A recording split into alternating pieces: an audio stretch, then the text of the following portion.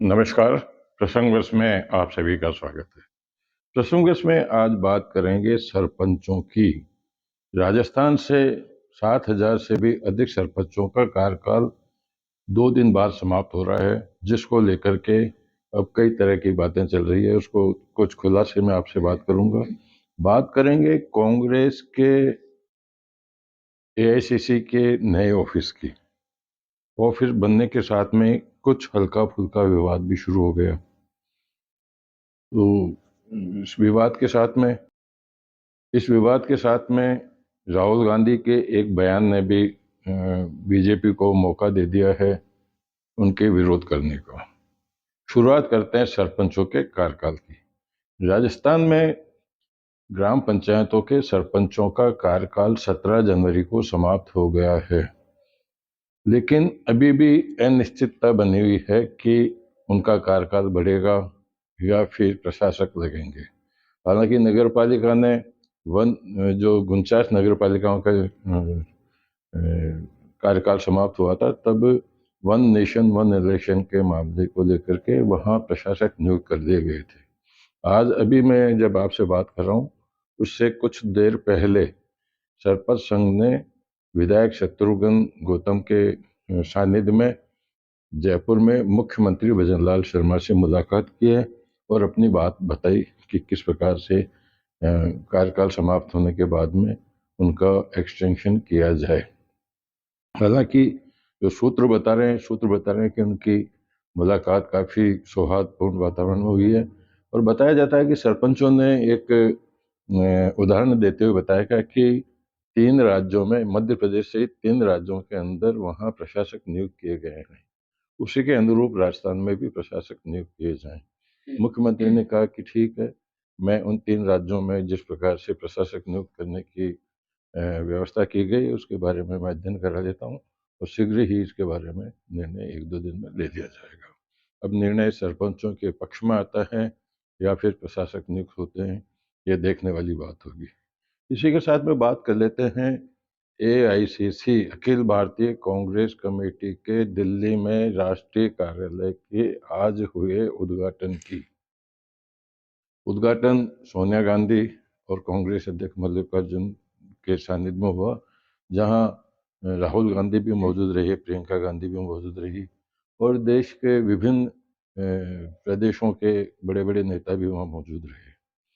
अब सबसे बड़ी बात है कि 252 करोड़ में ये बना है। इसमें राजनीति लगाई कि हमारा तो 252 करोड़ में बना है, कांग्रेस कह रही है, और बीजेपी का 700 करोड़ में बना था।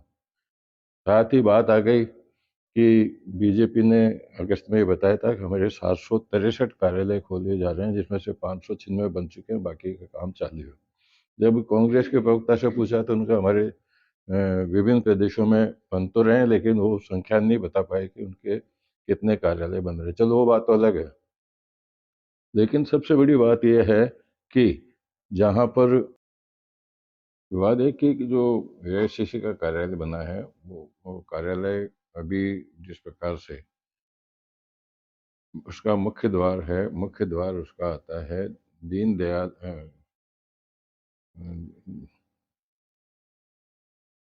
जो मुख्य कार्यालय बनाया गया है आज, उसको मुख्य प्रवेश द्वार को लेकर के भी हल्का सा विवाद रहा। विवाद ये रहा कि बीजेपी का ऑफिस भी वहां से 500 मीटर दूरी पर ही है, जो दीनदयाल उपाध्याय मार्ग पर स्थित है और ये कोटा मार्ग पर स्थित है। तो अगर वो एक ही रास्ता हो जाता है तो इसको चक्कर में उन्होंने बैकडोर वाला जो मार्ग है उसका नाम उन्होंने कोटा मार्ग के नाम से रखा है और इंदिरा भवन नाम दिया है।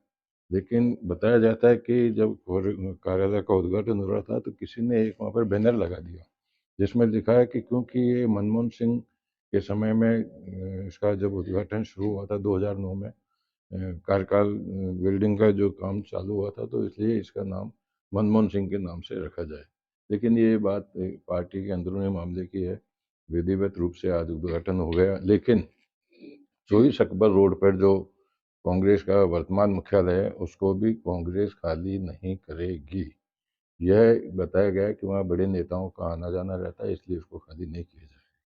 बात करते हैं राहुल गांधी की। राहुल गांधी ने कल एक बयान दे दिया था जिसमें उन्होंने कहा था कि हमारे आरएसएस और भाजपा हम विरोध करते हैं, साथ ही इंडियन स्टेट्स का भी विरोध करते हैं, जिसको लेकर भाजपा को उनके विरोध करने का एक मौका मिल गया। तो भाजपा ने ये कहा कि आरएसएस और भाजपा का विरोध करें जहाँ तक तो राजनीतिक बात है, लेकिन इंडियन स्टेट मतलब भारतीय स्टेट्स का विरोध करना ये बताता है कि ये देश विरोधी बात है, राष्ट्र विरोधी बात है।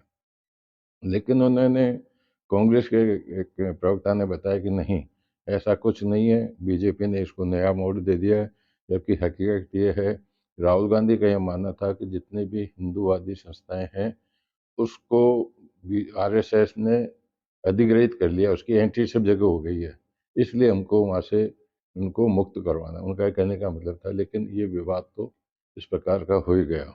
चलते चलते बता दूं आपको कि नई दिल्ली में प्रवेश वर्मा जो भाजपा के विधानसभा नई दिल्ली से विधानसभा चुनाव के प्रत्याशी है, कल उन्होंने मकर संक्रांति के ऊपर अपने विधानसभा क्षेत्र में महिलाओं को जूते बांटे थे, जिसको लेकर के आप पार्टी ने उसका विरोध किया और आज मामला पुलिस में पहुंच गया है।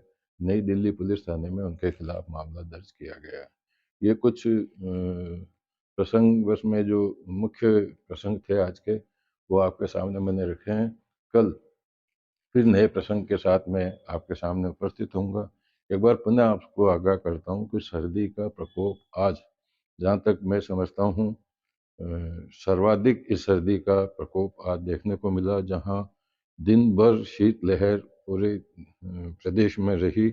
आप लोग भी सावधानी रखें, आवश्यकता होने पर ही पूरे बंदोबस्त के साथ बाहर निकलें, अन्यथा घर में परिवारजन के साथ में सर्दी को मिटाने के पकवान बना करके और घर में ही यह समय व्यतीत करें। नमस्कार, कल फिर मिलेंगे किसी नए प्रसंग के साथ।